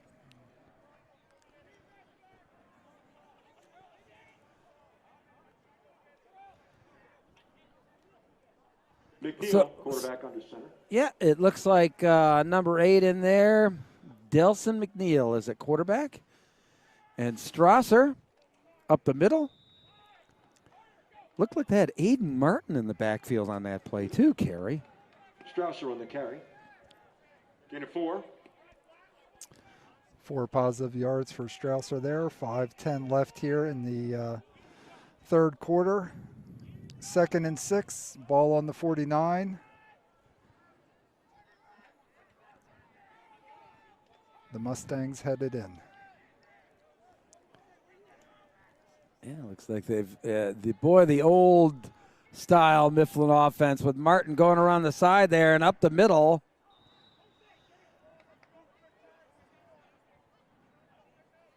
That's the Mifflin offense that I grew up watching. Yeah, so what you're seeing here, of course, the reference to Schmidt earlier, the previous rushing leader for a career here at Mifflin, and really, again, this game, very much in favor of the Mustangs, and just kind of keep the ball on the ground and pound it out here in the second half. Around the side, not a lot of room.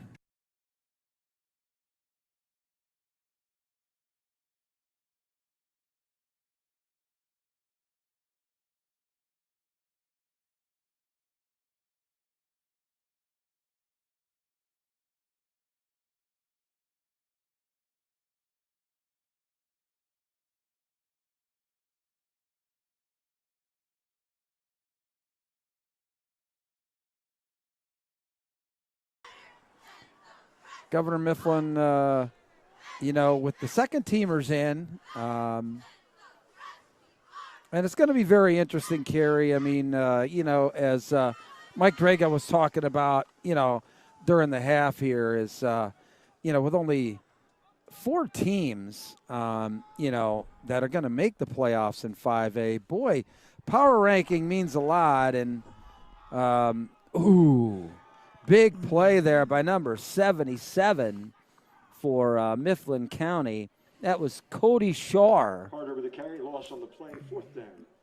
So 4th down for Governor Mifflin now. And again, you start to see some of the stuff come out this week, and of course, they've had the rankings, with the Penn Live rankings, and of course, High School Football America with their rankings around the country. But yeah, it's really going to be interesting. I know there's already some folks talking about the power rankings, and applying the formula from a typical season to trying to down the sideline for Schools. Oh, incomplete. He had it in his hands and dropped it. Incomplete. So the ball will go over to Mifflin County there on downs. But, boy, that was quite the rainbow. Yeah, it was. So McNeil, not afraid to show off that arm a little bit here. So it'll be 1st and 10 for Mifflin County. Ball on their own 41-yard line. Just about 45 seconds to go here in quarter number 3. Got a running clock now, Kerry, so...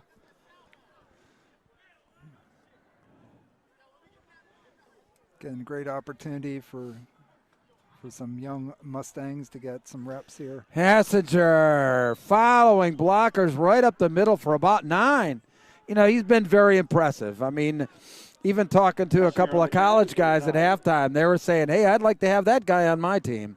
But no, he's really showed some resiliency. He's not given up, that's for sure. No, he's been McNeil going all out here this whole game.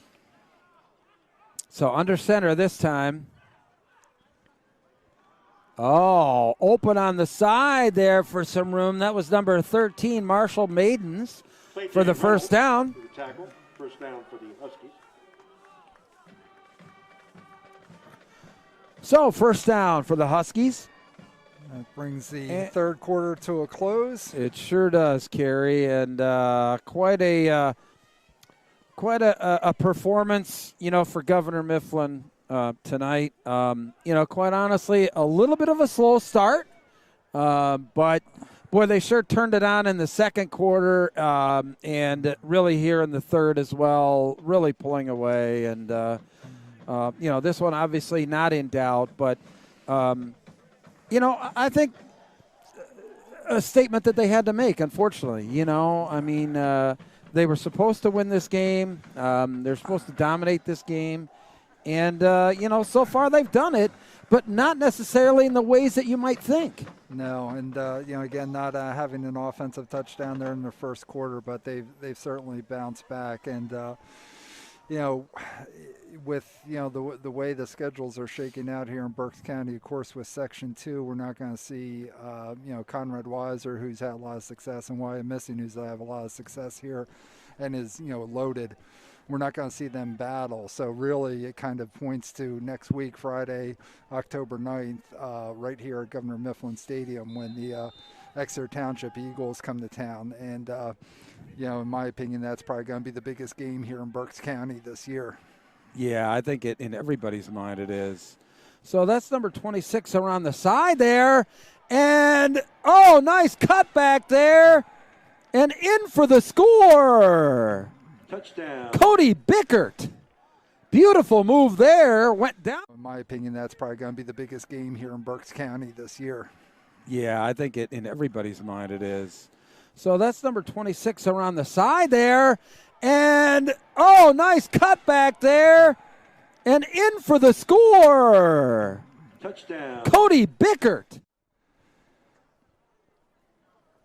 All right. And Ben Yingling. We got the name right this time. Ben Yingling trying for the extra point. Snap down, kick, booted through. Nice one there by Ben. And booted through with authority. Wow, Bruce. yeah, you like that. Kick is good. So 47-14 now, 11:48 remaining in the game. Governor Mifflin on top. So yeah, it's got kind of quiet. I mean, the fans here, feeling that obviously this one is in hand, but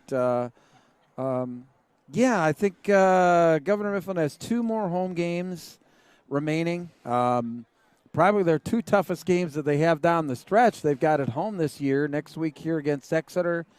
And then I believe on the 23rd, they've got Berks Catholic. And, that's the new dynamic here in Section 1 this year of the Berks League, is Berks Catholic moving up to play the big boys. Yeah, and, they've crossed over a little bit. They've, had some back and forth games, with Exeter, outside of Section 1, Section 2 the last couple years, but now playing that Section 1 schedule.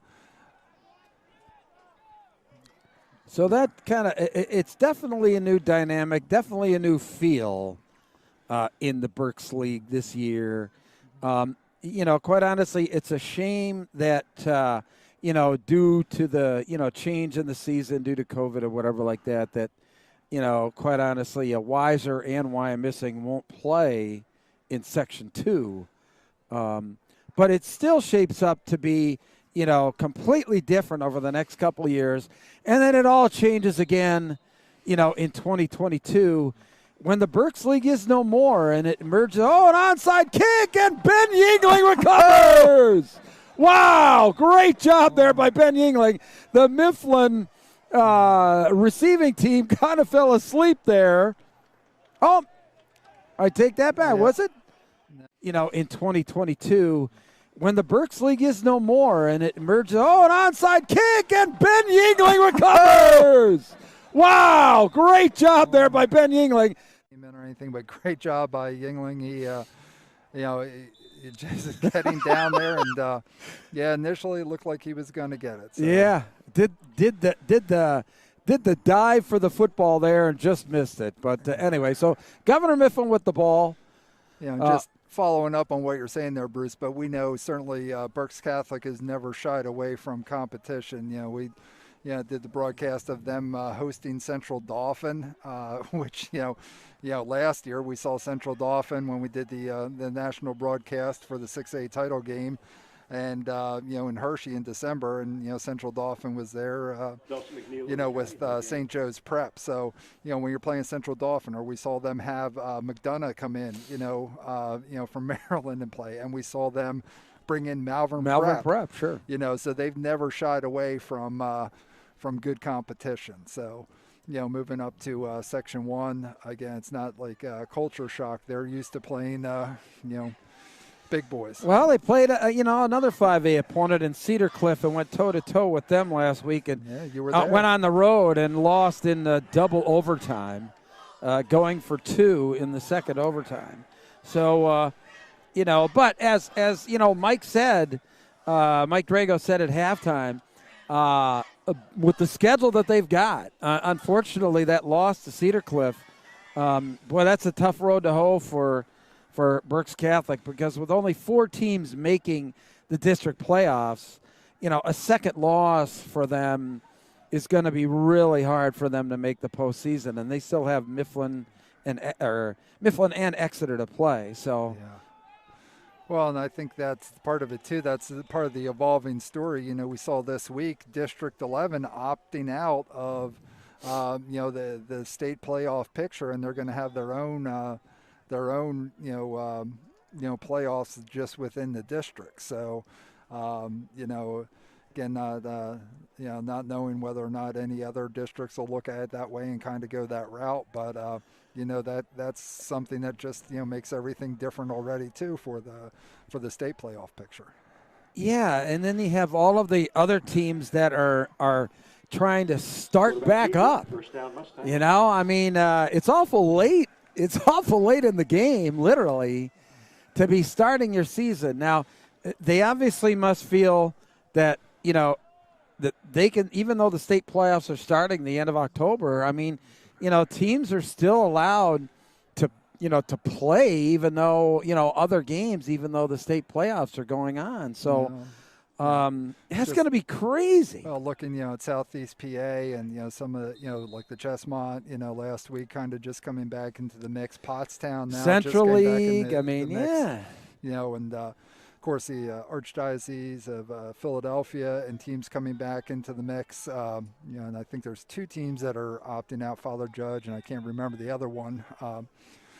But I think I saw something this week, again, 2020, Bishop Shanahan, something, with them kind of being out of the mix now, until, going through quarantine period. So it's just every week's crazy. And Bruce, the thing that blows my mind is, we looked at the 2 previous weeks. Berks Catholic had lost opponents, and they're picking up a team on a Tuesday. We saw this week, with the Twin Valley thing going on. Right, now you have teams, picking up a game on a Wednesday, and it's not like, a Mifflin and Exeter who have been playing each other from, when dirt was invented. You're picking up teams that... Oh, look at that. Wow. Through his legs there. Wow, interesting there for number 19, Javier Pena. Yeah, great job by Pena on that. Kind of a little like hoops dribbling. Oop-de-doo there. Playing each other from, when dirt was invented. You're picking up teams that... Oh, look at that. Wow. Through his legs there. Wow, interesting there for number 19. It was fantastic, standing on the sidelines of that, Cedar Cliff Berks Catholic game last week, and, talking to really both sides there. I've, boy, blasting in there again. That's number 77, Cody Shaver. Wow. Big boy there, too, Kerry. 6'4", 250. Yeah, no, and done a nice job here, in the second half defensively. But, again, it's great. It's great that these young men are having opportunities to play the games. But, going back to, having played for one back or no back and running a spread and, throwing verticals downfield, it's a big change up in what you got to do. Looks like we got a new quarterback in there. Number 11 for Mifflin County. That's Jared Lyons. So Lyons in their quarterback. 6 minutes to go. Mifflin, Governor Mifflin up 47-14 over Mifflin County. Nice tackle there. 72 for Governor Mifflin. Just stuffed it there. Joe Laffey. Lions in a quarterback for the Huskies. 5:40 left here in the fourth quarter. Governor Mifflin High School, Shillington, Pennsylvania. Clear night. Great. Yeah, winding it down here. Obviously a Mifflin victory here tonight, which I think everybody was expecting. But, all the credit in the world to Mifflin County here. Quite honestly, they kind of shot themselves in the foot a little bit with the interception return touchdown, with the block kick, and that's a nice run around the edge. But, when you're playing an opponent the caliber of Governor Mifflin. And a fumble. Governor Mifflin picks it up deep in Mifflin County's end, but with the interception return touchdown, with the block kick, and that's a nice run around the edge.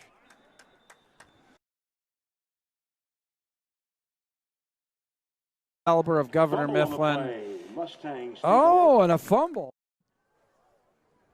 1st and 10, 4:50 to go here in this game. So number 8 in that quarterback for Governor Mifflin, Delson McNeil.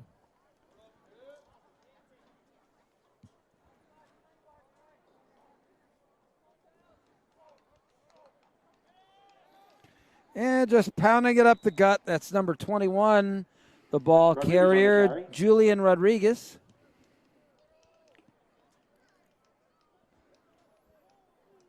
So second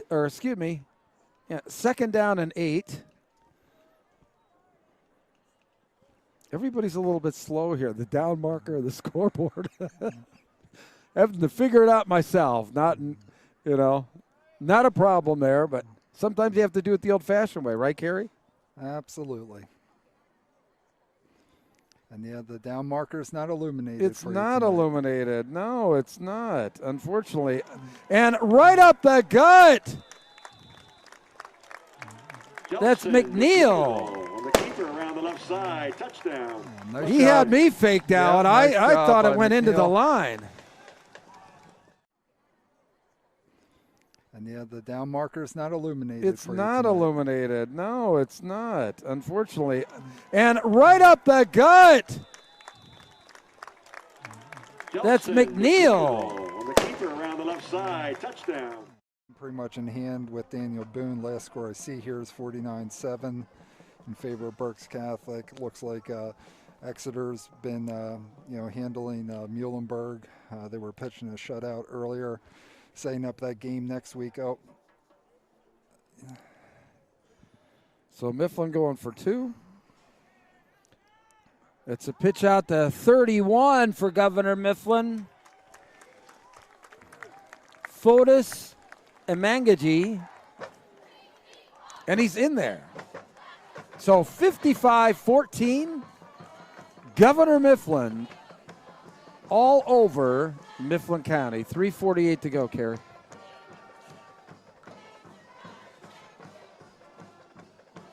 Omeganji with a 2-point conversion.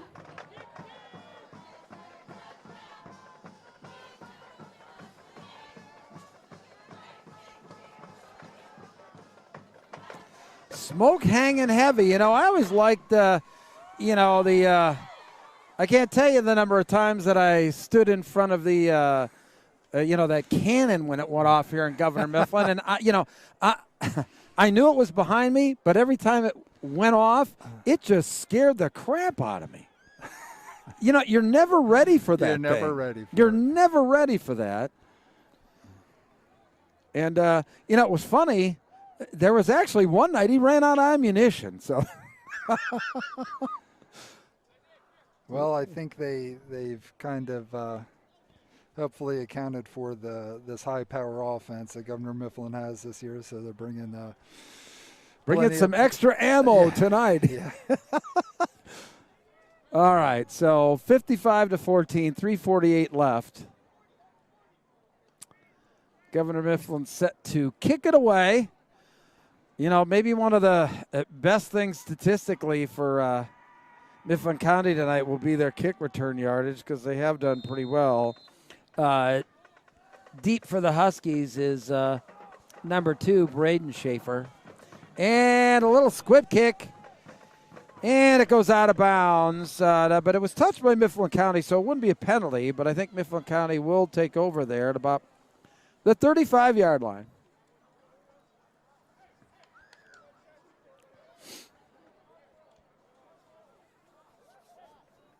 So as we wind it down here, Kerry, another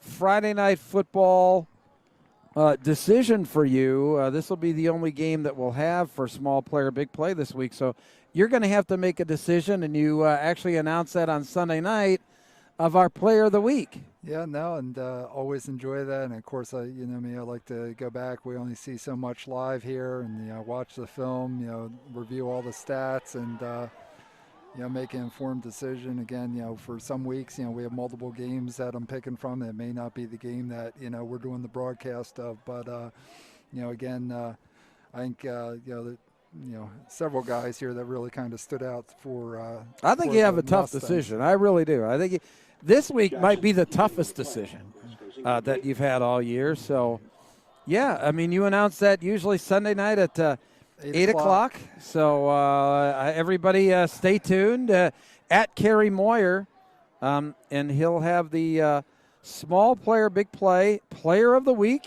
They get a customized game ball from the ball girl. And incomplete there again. Jared Lyons slinging it there for Mifflin County. Down to about 2:20 to go. 55-14, as you can see there on your screen. And quite honestly, most of the fans are here. They are, and again, everybody's just kind of settled in. Great job by Governor Mifflin High School, Governor Mifflin School District here. With the challenges, with spectators. But as you look down the bleachers, they have it. It's every other row. Oh, beautiful pass there, complete. Great throw. To promote the social distancing, every other row is marked with Governor Mifflin School District here. With the challenges, with spectators. But as you look down the bleachers, they have it. It's every other row. Oh, beautiful pass there, complete. Jared Lyons. So that might be their biggest play of the night, and it gives them a first down with 1:17 to go here in the game.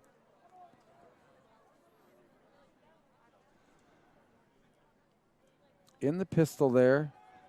Lyons got some running room, cuts it back. Gain of about 8. Under a minute to go.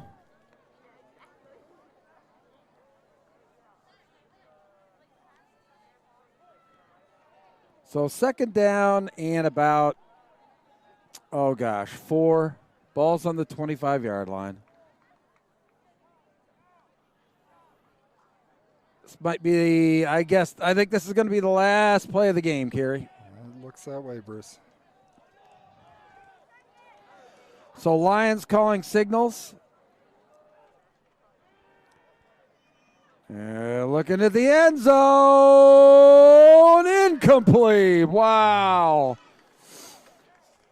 And that's going to do it, Kerry. Governor Mifflin, 55. Mifflin County, 14. Big win for the Mustangs. No, and great night again here for PA High School football. Great, opportunity for these young men to get out and play this game, and setting up a big-time showdown next week when the Exeter Eagles come to town to take on this Governor Mifflin squad, and it's going to be a joy to watch that one, Bruce. Yeah, it will. So listen, thanks for everybody tuning in. Appreciate you joining us here with Small Player Big Play Friday Night Football. So for my broadcast partner Kerry Moyer, my name is Bruce Badgley. For all of our help there, Marisa Lombardo, John King, thank you very much for all your help today. Athletic Director Pat Tully, appreciate all of his support here getting this broadcast going. My name is Bruce Badgley. We'll see you on the flip side on Small Player Big Play Friday Night Football.